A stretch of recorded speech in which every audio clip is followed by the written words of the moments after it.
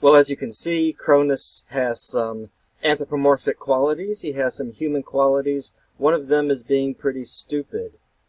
How dumb do you have to be not be able to tell the difference between a rock and a baby? Well, Rhea takes the real baby Zeus and sends him off to Crete. You might as well learn where Crete is. You're looking at a map of the modern state of Greece. The mainland obviously is up here. And then there are hundreds, at least hundreds, of islands. Ancient Greece would have also included much of what we think of as Turkey today. Well, Crete is what's left over. It's the large island down here. And Crete is going to show up in our stories quite often, so you might as well get an idea in your mind of where Crete is. Well, Zeus goes to Crete. He's hidden in a cave. He's taken care of by a magical goat who has a horn of plenty, a cornucopia. And every once in a while she'll break off her horn and out comes all this lovely food, apples and oranges and bacon and Bavarian cream donuts and M&Ms and all kinds of yummy stuff. And eventually Zeus grows up. Now while he's a baby, Rhea stations a platoon of soldiers outside of his cave so that whenever Zeus cries when he's a little baby, then the soldiers bang their swords on their shields to make a lot of noise.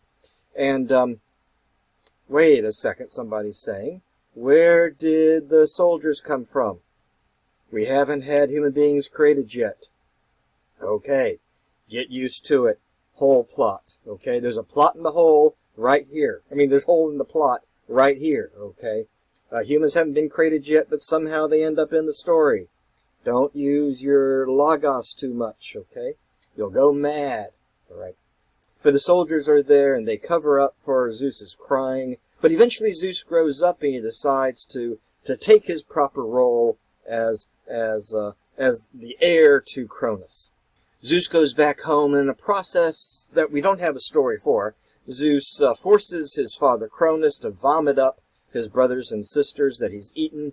And Zeus unites with those brothers and sisters. He unites with his monster brothers and sisters in the underworld, Hecatoncheires and the Cyclopes, and he launches a battle against the rest of the Titans.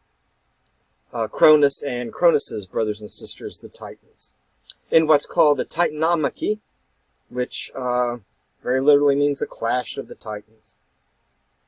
So Zeus is united with his brothers and sisters, the children of Cronus and Rhea. He unites with the ones who his father had swallowed. He unites with the monsters, and he also unites with some Titans who turn their back on Cronus.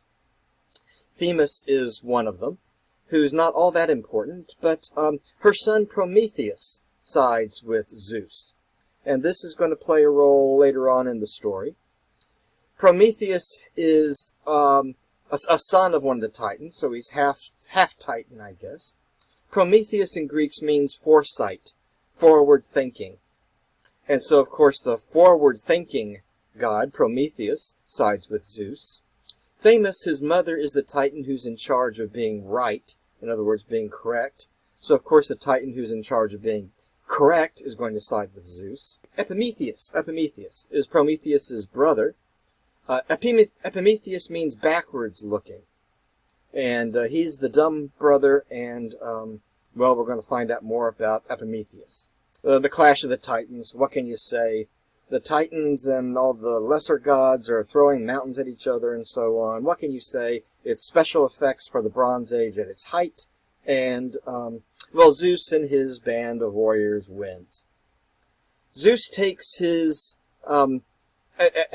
sister Hera as his wife, technically his second wife. Anyway, Zeus takes his sister Hera as his wife.